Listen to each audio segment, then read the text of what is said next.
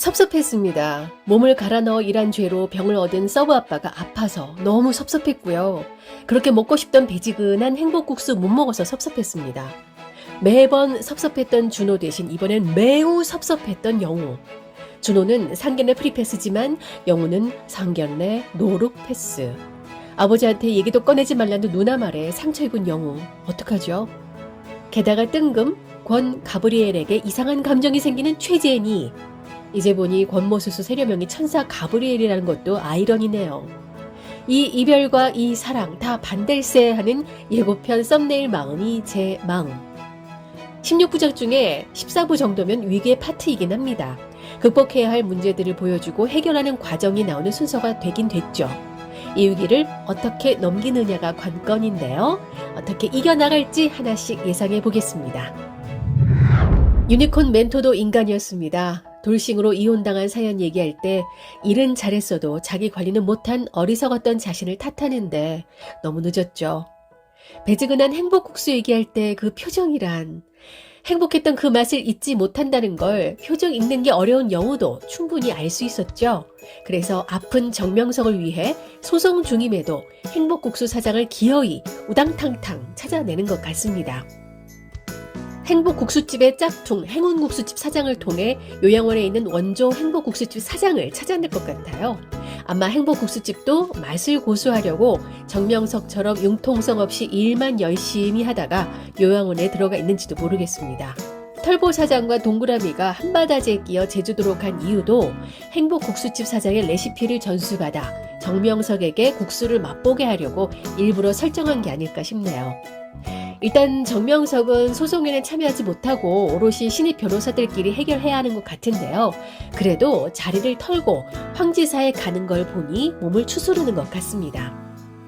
하지만 한바다에서 계속 일할 수 있는 몸 상태는 아니라서 요양을 해야 할 것 같은데요.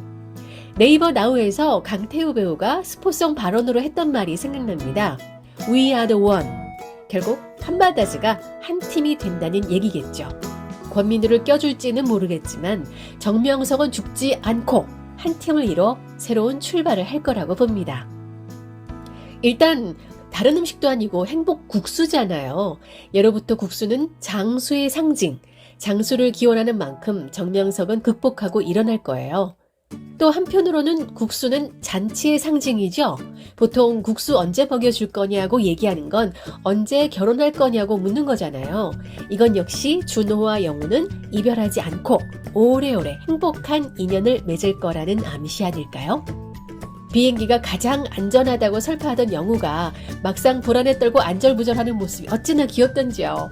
고래 보겠다고 완전 무장한 영우는 귀여움 그 자체. 준호는 고래보다 귀여운 영우 보는 게 더 재밌습니다. 근데 영우가 준호 누나 집에 들어가기 전에 동그라미한테 코치받을 때 정말 그대로 따라할까봐 걱정했는데요. 역시 이론은 맥락에 따라 상황에 따라 적용해야 하는 법인데 눈치 빠른 사람도 상견례는 어려운 자리인데 영우는 얼마나 힘들었을까요? 못 먹는 고기와 회를 집어먹었을 때부터 불안불안. 과일 깎는다고 했을 때 차라리 포도가 나와서 다행이다 싶었습니다. 물뚜껑도 손가락에 힘이 없어서 못 따는데 과일을 깎는다니요. 그렇게 잘 보이려고 노력하는 영우가 안쓰러웠네요.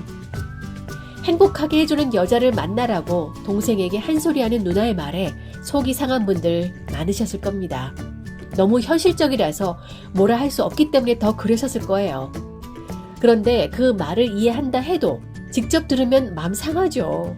영우는 지금 어떤 마음일까요? 자신과 만나는 건 어려운 일이라는 걸 너무나 잘 알기에 자신의 감정보다 객관화시켜서 이성적으로 생각하는 영우는 준호에게 사귀지 않는 게 좋겠다며 허리 굽혀 죄송하단 말을 하죠. 이번엔 준호가 섭섭하다고 하면 안 됩니다. 영우를 섭섭하게 만든 건 준호니까요. 돌고래 보는 걸 좋아하는 영우에게 누나 집에 마음의 준비도 없이 데려간 것도 그렇고 누나가 음식을 준비할 걸 알면 영우가 김밥 좋아한다고 언질이라도 해줬으면 좋았을 텐데 아쉽습니다. 이번에 준호는 영우에게 확신을 줘야 합니다. 행복하게 해줄 여자입니까? 라는 질문에 맞다고 내가 행복이라면 행복이라고 영우에게 정확하게 주지시켜야 합니다. 근데 금사빠 최수연을 어찌할까요? 매번 재수없어, 기분 나빠 하던 권민우한테 자꾸 마음이 흔들리는 모습을 보여주죠. 짐 한 번 들어줬다고, 손 한 번 잡아줬다고, 에스코트 해주고 사진 한 번 찍어줬다고 흔들리는 최수연. 그럼 안 돼, 또 당해, 이렇게 얘기해주고 싶었습니다.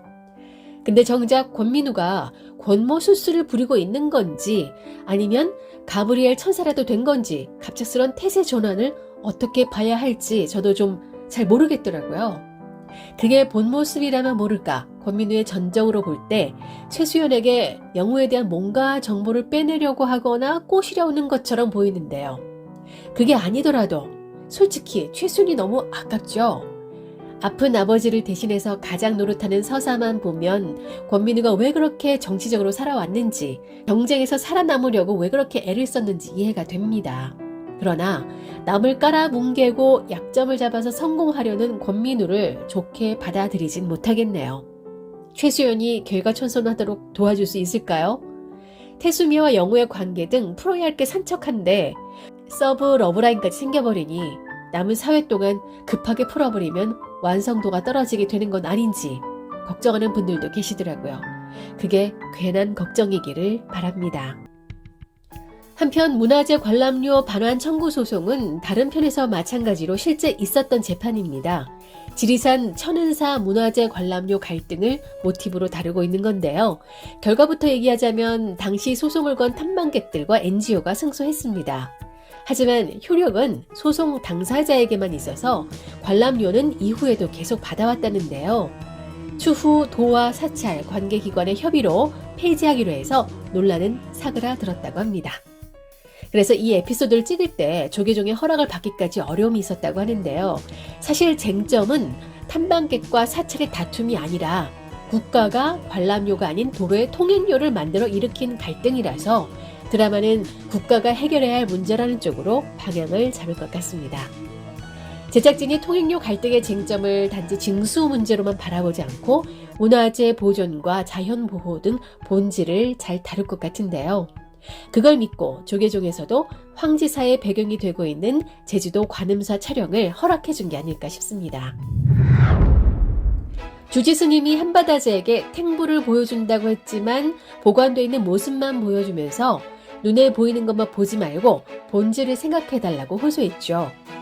문화재 보존을 위한 일이 꼭 관람하는 자들에게만 부여되는 일이 아니라는 걸 말해주는 것 같습니다. 또 다른 면으로는 눈에 보이는 영우의 말과 행동만 보고 준호에게 행복하게 해줄 여자가 아닌 것처럼 생각한 누나에게 행복의 본질을 바로 보라고 가르침을 주시는 것 같았네요. 그리고 영우도 준호의 행복을 위해서 물러서거나 행복하냐고 물어볼 게 아니라 먼저 자신도 행복하려면 준호가 필요하다는 걸 깨달았으면 좋겠어요. 영우도 행복하게 사랑할 권리가 있다는 걸 보여줬으면 좋겠습니다. 여러모로 이번 제주도 푸른바다 편은 한바다제에게 행복의 본질은 무엇인가를 깨닫게 해주는 여행이 될 것 같은데요. 권민우도 성공의 집착보다 진정한 행복이 뭔지 깨달을 기회가 언젠가 생겼으면 합니다. 이상한 변호사 우영우 14화에서 뵐게요. 여러분의 구독과 좋아요는 고래와 같은 큰 사랑입니다.